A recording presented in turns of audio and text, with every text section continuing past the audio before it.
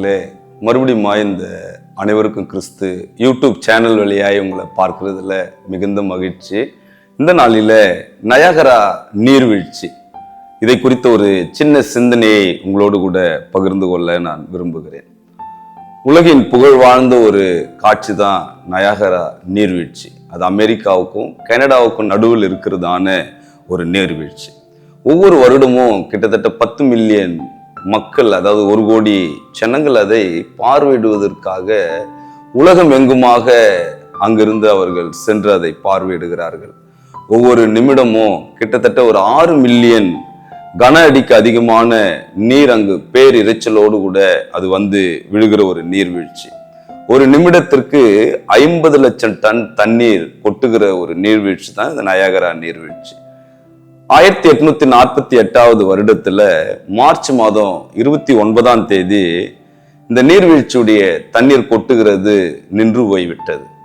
உலகம் எங்கும் இருந்து வந்த சுற்றுலா பயணிகள் மிகுந்த ஒரு ஏமாற்றம் அடைந்தார்கள். உலகம் ஒருவேளை முடிவடைய போகிறதோ என்று சொன்னால் நயாகரா நீர்வீழ்ச்சியில் அப்படி தண்ணீர் நின்றதாக ஒருபோதும் சரித்திரம் இல்லை.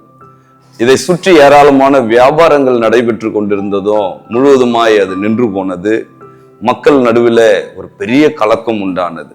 கிட்டத்தட்ட 30 மணி நேரங்கள் அந்த தண்ணீர் வருவது முழுவதுமாய் நின்று போனது. அதன் பிறகு 30 மணி நேரங்களுக்கு பிறகு மறுபடியுமாய் பழையபடி அந்த தண்ணீர் கொட்ட ஆரம்பித்தது. அந்த 30 மணி நேரம் என்ன நடந்தது? எல்லாருக்கும் ஒரு பெரிய ஒரு கொஸ்டின், என்னதான் நடந்தது இந்த 30 hours என்று சொல்லி.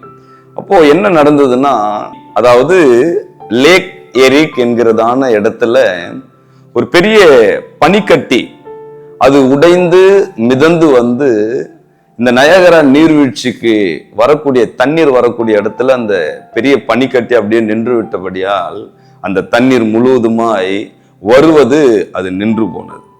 மறுபடியுமாய் வெயில் ஏற ஏற அந்த பனிக்கட்டியானது உருகி மறுபடியுமாய் தண்ணீர் வர துவங்கினது. ஒரு பெரிய பனிக்கட்டியினால் முழுவதுமாய் அந்த நீர்வரத்து தடைப்பட்டது. இதுல நாம கற்றுக்கொள்ளுகிற காரியம் என்ன? நம்முடைய வாழ்க்கையிலும் கூட நயாகரா நீர்வீழ்ச்சியை போல கொட்டுகிற ஆசீர்வாதங்கள் சில வேளைகள்ல நம்முடைய வாழ்க்கையில் நமக்குள் மறைந்திருக்கிற பாவம் என்கிற அந்த பனிக்கட்டியினால அநேக ஆசீர்வாதங்கள் அது தடைப்பட்டு இருக்கிறத நம்ம வாழ்க்கையில நம்ம கொஞ்சம் உணர்ந்தோம்னு சொன்னா, இந்த நாளில அது நம்முடைய வாழ்க்கையில் மறுபடியுமாய் நாம் இழந்து போன தடைபட்டு இருக்கிற ஆசீர்வாதங்களை நம்முடைய குடும்பத்திலே நாம் பெற்றுக்கொள்வதற்கு மிகுந்த அது ஒரு ஆசீர்வாதமாய் இருக்கும். பாவ தடைகள் நீங்கும் வரையில ஆசீர்வாதங்களை நம்மால பெற்றுக்கொள்ளவே முடியாது. நீங்கள் யோசுவா 7வது அதிகாரம் 12வது வசனத்துல எரிகோவுடைய சாபத்தீடான பொருளை ஆகான் எடுத்துக்கொண்டதுனால இஸ்ரவேலர்கள் பாவம் செய்தார்கள், தங்கள் சத்துருக்கு முதுகை காட்டினார்கள் என்று சொல்லி அங்கு தேவன் யோசுவாவின் இடத்துல சொல்லுகிறதை நாம் பார்க்கிறோம்.